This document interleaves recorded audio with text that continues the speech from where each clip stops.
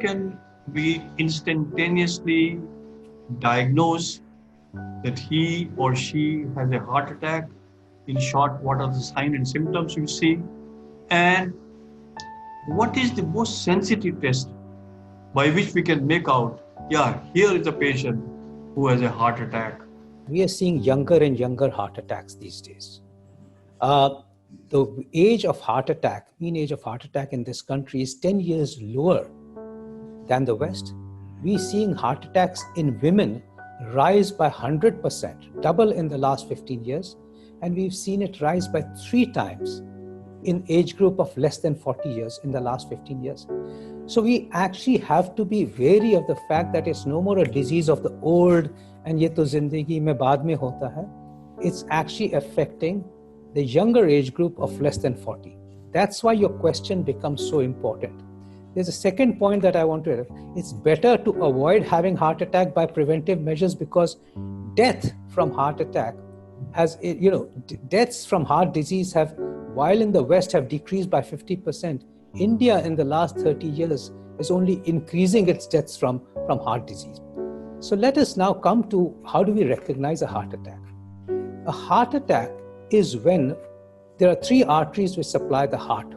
Heart is a muscular pump. It continues to beat and push blood, get the blood from the lungs, the oxygenated blood, and push it out to the rest of the body to keep ourselves alive. This muscle pump also needs blood supply to itself to continue function, and there are 3 arteries which supply blood to this muscular pump.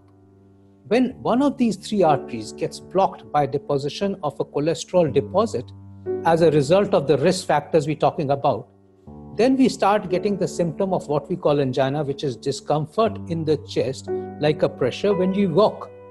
And if we stop walking, it slows down. But if this partially closed pipe, think of it as a water supply to our house, with a pipe is partially closed, and if it blocks off suddenly with anything which gets stuck on it, the water supply stops to our house. The same thing happens to the blood flow to the heart. Suddenly a clot gets stuck as a result of many predisposing factors, and that clot suddenly stops blood to the heart, and immediately there's a lack of blood circulation to the heart itself, and the heart muscle starts dying. This is represented by severe sudden onset of chest compression. It is a very heavy pressure on the chest going down to the arm, usually associated with sweating, ghabrahat, nausea, vomiting, in such a manner that most people feel that this is like nothing, it's like a compression or squeezing or a load on the chest, and they've never experienced this before. It's like a sense of doom. That is the typical feature which presents as a heart attack. Occasionally, people may get the pain down the right arm, may actually get just sweating. Diabetics especially get atypical presentations, which may be just ghabrahat, vomiting, breathlessness, but not severe chest pain. These symptoms, if they've never happened, and some may just get indigestion even, it's like an acidity, and many patients which we see say that I was having acidity throughout the night. I thought it was some of the chanas that I had taken, cholas that I had eaten earlier, and I kept taking antacids. And then it didn't get better after a few hours. Then I go to the hospital, and then an ECG is done, and it was a heart attack. So they mistake it. So it's very important that if it's unusual indigestion, which is not getting relieved by simple antacids within half an hour, one should be sensible enough to get an ECG done. When you experience such a situation, the most important thing is to keep it in mind. Aspirin tablet is one of the most effective treatments of a heart attack. And it's fine that in such a situation where you actually experience sudden severe chest pain, which can be a heart attack, especially going down, and especially if you have risk factors of diabetes, hypertension, family history, or raised cholesterol, or have known to have some blockages or the other, aspirin followed by immediately going to the hospital. Time is muscle here.